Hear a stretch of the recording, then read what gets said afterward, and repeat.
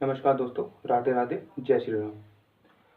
दोस्तों हम लोग आज 3 फेज इंडक्शन मोटर के स्टार्टर के बारे में जानेंगे कि कितने प्रकार का होता है और कहाँ पे इसका हम लोग प्रयोग करते हैं।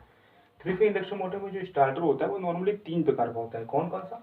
Doll starter, star delta starter और ऑटो ट्रांसफार्मर स्टार्टर। ठीक है। जो डॉल स्टार्टर होता है वो नॉर्मली कम क्षमता की इंडक्शन मोटर में प्रयोग करते हैं। जैसे आपकी केज मोटर होती है। स्लिप रिंग इंडक्शन मोटर में प्रयोग क्यों नहीं कर सकते? स्लिप रिंग इंडक्शन मोटर जो होती है वो अधिकतम क्षमता की भारी लोड को मतलब प्रयोग करने वाली मोटर होती है। तो भारी कार्यों में इस स्टार्टर का हम लोग प्रयोग नहीं कर सकते हैं। क्यों नहीं कर सकते? क्योंकि ये नॉर्मली 5 एचपी तक अधिकतम प्रयोग की जाती है। 5 एचपी से अधिक के लिए हम लोग स्टार डेल्टा स्टार्टर का प्रयोग करते हैं। खैर वो हम लोग अभी कुछ देर में जानेंगे। पहले हम लोग डॉल स्टार्टर के बारे में जानते हैं। डॉल स्टार्टर में हम लोग जो अधिकतम क्षमता की मोटर है वो इस स्टार्टर के साथ इसलिए नहीं प्रयोग कर सकते क्योंकि जो इसकी स्टार्टिंग धारा है वह इसकी रनिंग धारा की 5 से 7 गुना जो होती है वो अधिकतम होती है।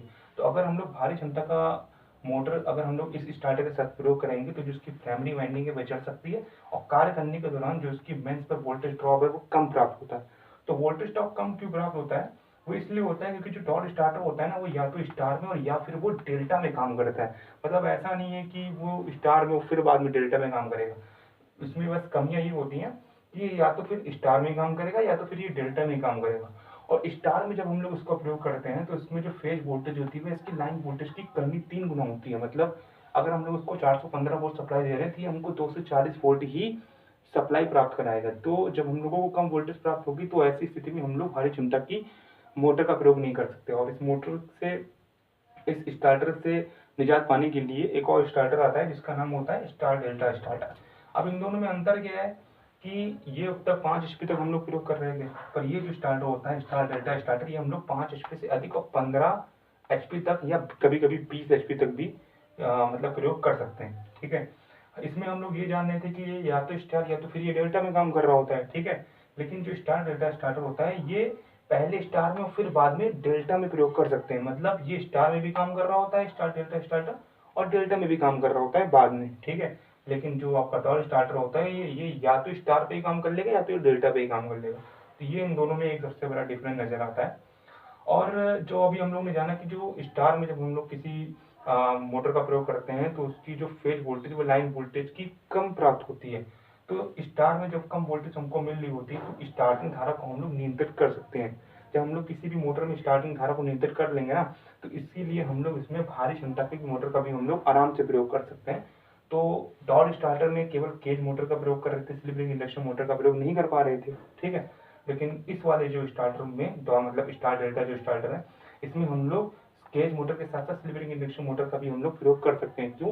क्योंकि वोल्टेज कम प्राप्त होने के कारण स्टार्टिंग धारा को हम लोग आराम से नियंत्रित कर सकते हैं। फिर आती है ऑटो ट्रांसफार्मर स्टार्टर। ये देखिए जैसे अभी हम लोग देख रहे थे कि स्टार डेल्टा स्टार्टर 5 एचपी से ऊपर 15 या 20 एचपी तक प्रयोग कर सकते हैं।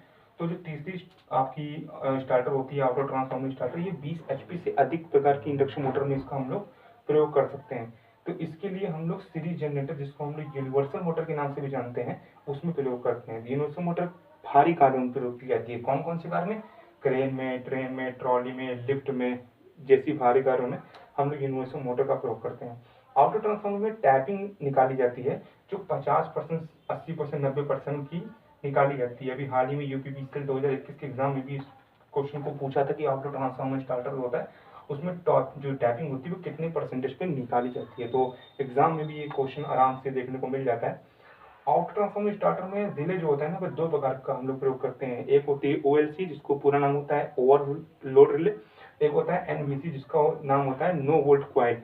ओवरलोड रिले जो होता है ये आमतौर पर सीरीज मोटर में और जो एनवीसी नो वोल्ट कॉइल होती है ये आमतौर पर शंट मोटर में प्रयोग की जाती है। और ये जो दोनों रिले होती है ये मोटे तार और कम टर्न की होती है।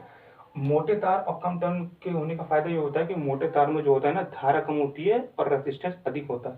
तो जब धारा कम होगी तो जो मोटर ओवरलोड होने वाली होगी ना उसको हम लोग आराम से नियंत्रित कर सकते हैं।